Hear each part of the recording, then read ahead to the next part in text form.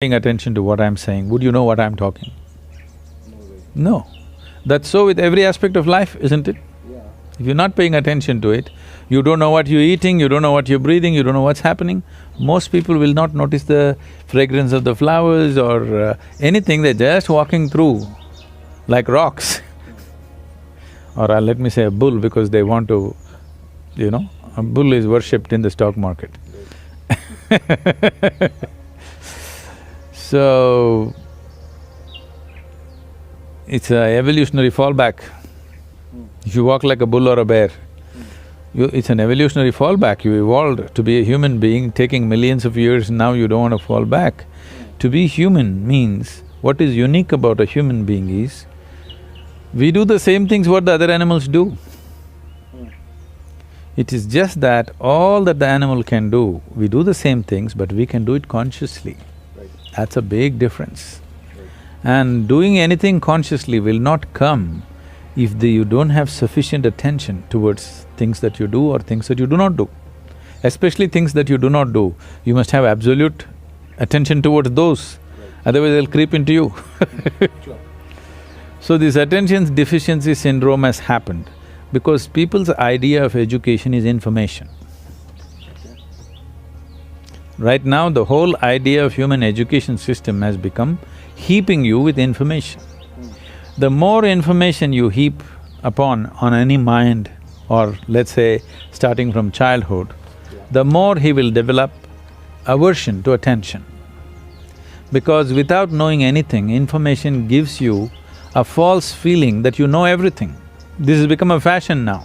Today if you're invited for a dinner party, you Google out information about the 100 billion galaxies, they've all been numbered and named and all that, okay? That 566 BZ, Yeah. that galaxy, about that you know some information. You Google out, get these two sentences out and go to the dinner party.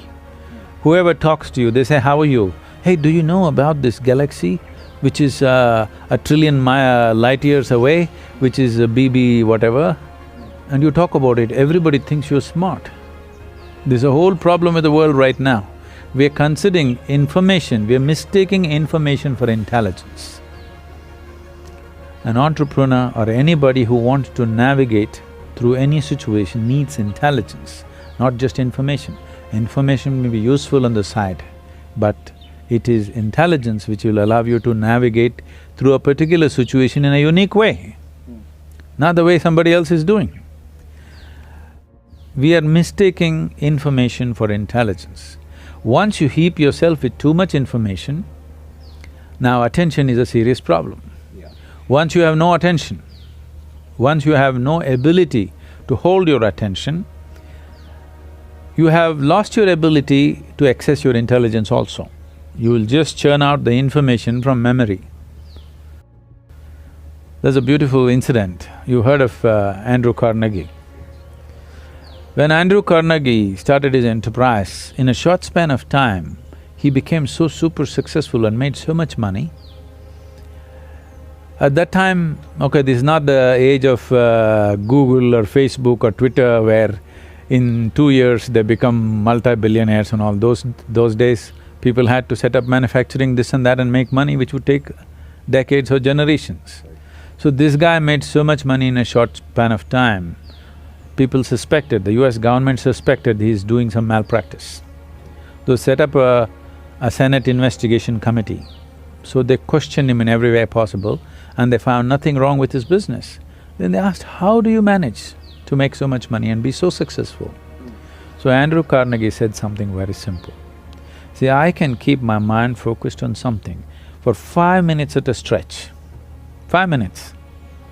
Can any of you do it? All the senators.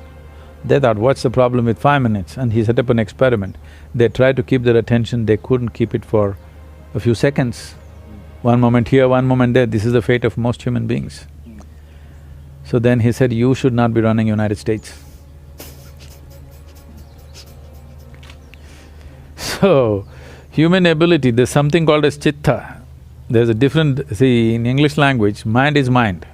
largely you're considering the memory part of your mind as mind.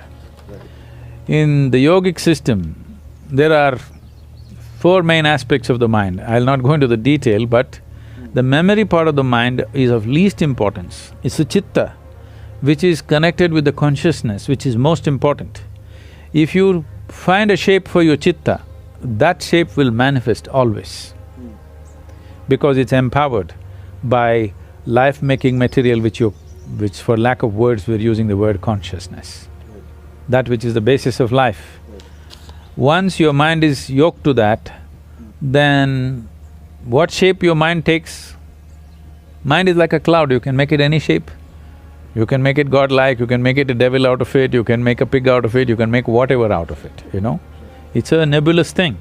So what shape you give to your chitta, it will always manifest in the world because it's empowered by life-making energy behind it. So that is the most important aspect of the mind, not the memory. Memory is important to handle the material aspects. After all, an entrepreneur may be just trying to handle material, it's fine, but I would like an entrepreneur's life to become an exciting adventure, where his process of exploring new possibilities become truly new possibilities in his experience, not just economic possibilities. And that possibility is there in an entrepreneur's life, that he can turn his entrepreneurship into a spiritual possibility and a spiritual growth, or growth of the being itself, which I feel everybody should explore. That's why we're trying to bring a spiritual element. Success will come easy more than anything, because success will come easy not because of any magic, simply because you function at your full potential.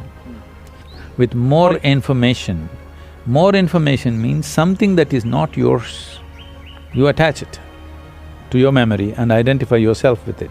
The more you do that, the less effective you become.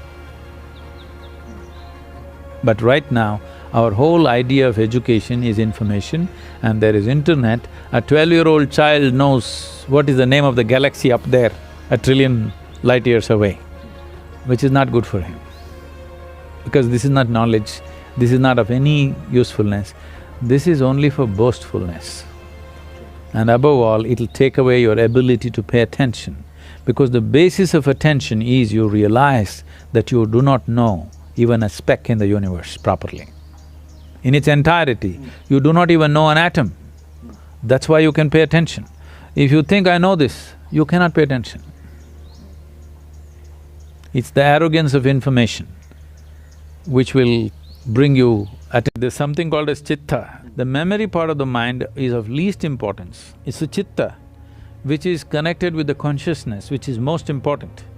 If you find a shape for your chitta, that shape will manifest always. There's a beautiful incident. You heard of Andrew Carnegie. When Andrew Carnegie started his enterprise, in a short span of time, he became so super successful and made so much money, people suspected, the US government suspected he's doing some malpractice. They set up a Senate investigation committee. So they questioned him in every way possible, and they found nothing wrong with his business. Then they asked, how do you manage to make so much money and be so successful? So Andrew Carnegie said something very simple. See, I can keep my mind focused on something for 5 minutes at a stretch. 5 minutes.